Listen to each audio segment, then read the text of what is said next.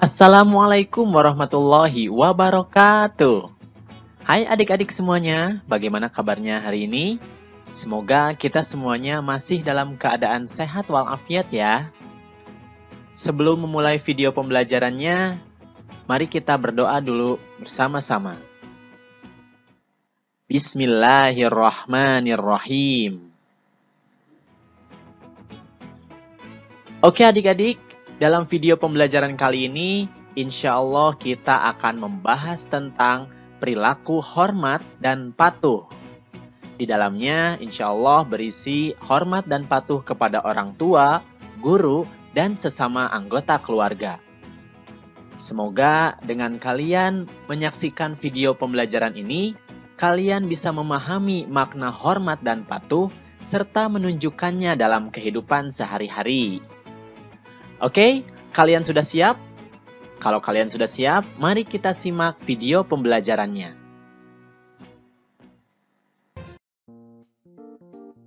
Oke adik-adik, di pembahasan yang pertama ini kita akan membahas tentang pengertian hormat. Apa sih pengertian hormat? Secara bahasa, menurut Kamus Besar Bahasa Indonesia, hormat itu artinya menghargai, takzim atau sopan. Sedangkan secara istilah yang kita maksud, hormat itu adalah perbuatan yang menandakan rasa menghargai kita kepada orang lain. Nah, itu adalah pengertian dari hormat. Jadi ketika kita menghargai orang lain, berarti kita sudah melakukan perilaku hormat. Selanjutnya adalah pengertian patuh. Apa sih pengertian patuh? Secara bahasa, menurut Kamus Besar Bahasa Indonesia, patuh itu artinya suka menurut, taat, atau berdisiplin. Sedangkan secara istilah, yang kita maksud patuh adalah perbuatan mematuhi atau menaati perintah. Jadi ketika ada orang lain yang memerintah kita dan kita mematuhinya atau menaatinya atau mengikuti perintahnya, maka kita disebut patuh. Nah, itulah adik-adik pengertian dari hormat, yaitu menghargai, dan patuh artinya adalah menaati. Oke, untuk selanjutnya kita akan membahas tentang contoh hormat dan patuh. Apa saja sih contoh hormat dan patuh? Yang pertama, kita akan bahas contoh hormat dan patuh kepada orang tua.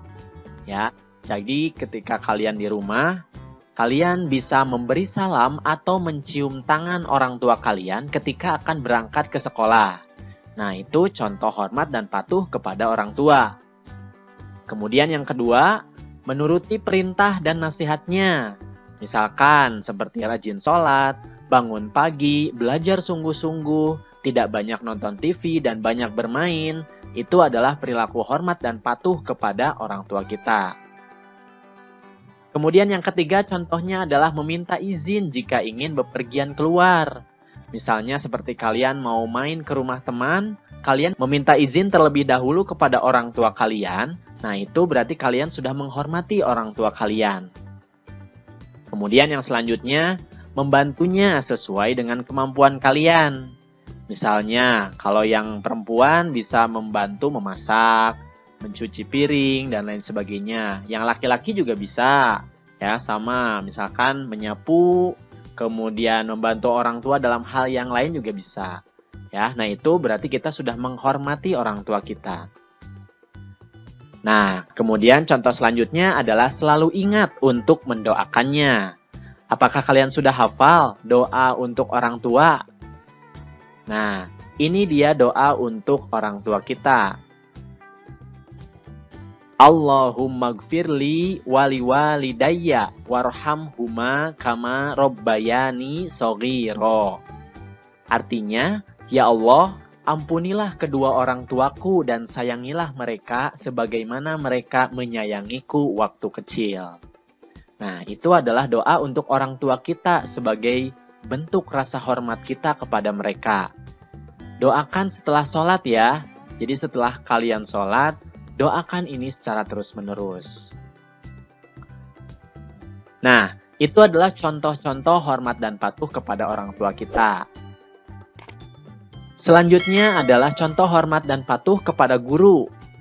Ini jika di sekolah, kita bisa memberi salam dan mencium tangannya ketika bertemu mereka. Ya, jadi ketika bertemu, salam dulu, Assalamualaikum, kemudian cium tangannya. Contoh selanjutnya adalah mengerjakan tugas yang diberikan dengan baik-baik dan sungguh-sungguh. Ya, jadi jangan asal-asalan mengerjakan tugasnya. Karena itu bentuk penghargaan kita kepada guru yang sudah mengajar kita. Kemudian yang selanjutnya, memperhatikan pelajaran yang diberikan ketika guru sedang mengajar. Jadi ketika guru mengajar, jangan ngobrol, jangan asik sendiri, ya, tapi harus diperhatikan. Itu bentuk penghormatan kita kepada guru. Yang selanjutnya adalah mendengarkan dan menaati nasihatnya dengan ikhlas. Jangan sambil ngedumel. Ya, ketika dikasih nasihat, ya, kita ngomongin di belakangnya beda. Nah, jangan sampai seperti itu. Tapi kita harus menaati nasihatnya dengan ikhlas. Yang selanjutnya adalah berbicara dengan sopan, termasuk tidak memotong pembicaraannya. Ya, ketika guru menjelaskan, nah kita jangan sampai memotong pembicaraannya. Nah, itu adalah contoh-contoh hormat dan patuh kepada guru. Selanjutnya adalah contoh hormat dan patuh kepada sesama anggota keluarga. Ya, jadi kita juga harus hormat dan patuh kepada anggota keluarga yang lain. Apa saja contohnya? Yang pertama, memberi salam dan mencium tangan kepada yang lebih tua. Ya, misalkan kepada nenek atau kakek kita, kepada paman atau bibi kita, kepada kakak. Nah, itu juga sama, bisa mencium tangannya.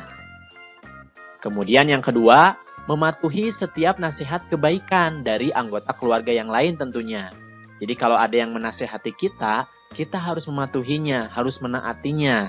Karena itu adalah nasihat yang baik buat kita. Yang ketiga contohnya adalah menyayangi yang lebih muda. Ini juga bentuk penghormatan, penghargaan kepada yang lebih muda. Kemudian yang keempat, kita tidak mengganggu ketika ada yang sedang sakit. Misalnya menghidupkan radio atau TV keras-keras di saat adik atau kakak kita sedang sakit. Nah, itu adalah bentuk penghormatan kita kepada sesama anggota keluarga.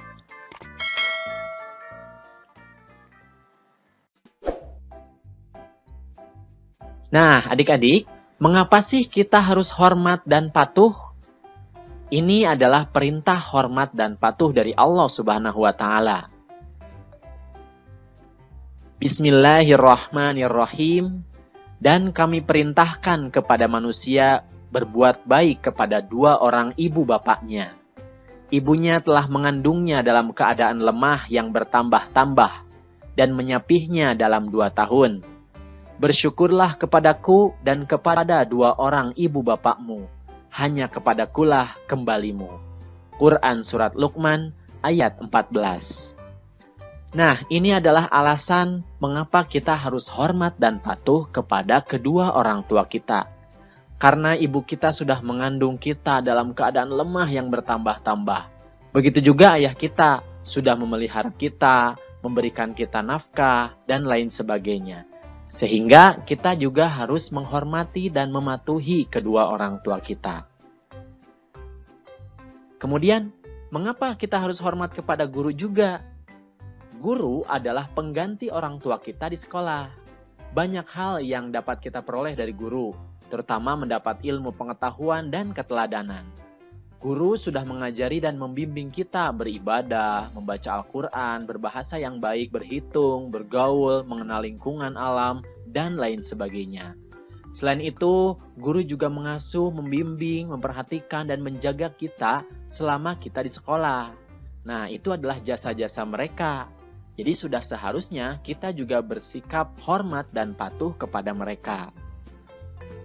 Kemudian, ini juga ada perintah hormat dan patuh kepada sesama anggota keluarga. Mari kita simak. Bismillahirrahmanirrahim. Dan berbuat baiklah kepada dua orang ibu bapak, karib kerabat, anak-anak yatim, orang-orang miskin, tetangga yang dekat dan tetangga yang jauh, dan teman sejawat, Ibnu Sabil, dan hamba sahayamu. Sesungguhnya Allah tidak menyukai orang-orang yang sombong dan membangga-banggakan diri. Quran Surat An-Nisa ayat 36. Nah, dari ayat tersebut, kita diperintahkan oleh Allah Subhanahu wa Ta'ala untuk menghormati dan mematuhi sesama anggota keluarga juga. Sebenarnya bukan hanya sesama anggota keluarga, tapi yang lainnya juga harus kita hormati dan hargai. Kemudian ada lagi hadis dari Rasulullah Shallallahu Alaihi Wasallam. Barang siapa yang berbuat baik kepada orang tuanya, akan menjadilah ia sebagai orang yang paling baik dan akan dipanjangkan umurnya. Hadis riwayat Al-Bukhari. Nah, itulah adik-adik perintah hormat dan patuh baik kepada orang tua, kepada guru, atau sesama anggota keluarga. Kemudian yang selanjutnya adalah manfaat dari hormat dan patuh. Ketika kita memiliki sikap hormat dan patuh, maka insya Allah kita akan memiliki manfaat sebagai berikut. Yang pertama, kita akan mendapatkan kunci masuk surga. Ada pepatah mengatakan surga itu di bawah telapak kaki ibu. Kemudian ridho Allah, ridho walidain. Ridhonya Allah adalah ridho orang tua juga. Sehingga ketika kita mematuhi dan menghormati orang tua kita, insya Allah kita akan mendapatkan kunci masuk surga. Kemudian yang kedua, kita akan disayang orang tua, guru, dan anggota keluarga yang lain. Sudah barang tentu ketika kita menghormati dan mematuhi mereka, mereka juga akan menyayangi kita. Kemudian yang ketiga, kita akan dipanjangkan umurnya. Ya, seperti hadis yang tadi sudah disampaikan. Nah, itulah adik-adik beberapa manfaat dari kita berperilaku hormat dan patuh kepada orang tua, guru, dan sesama anggota keluarga. Sebenarnya masih banyak manfaatnya, tapi di sini hanya disampaikan 3 manfaat saja ya.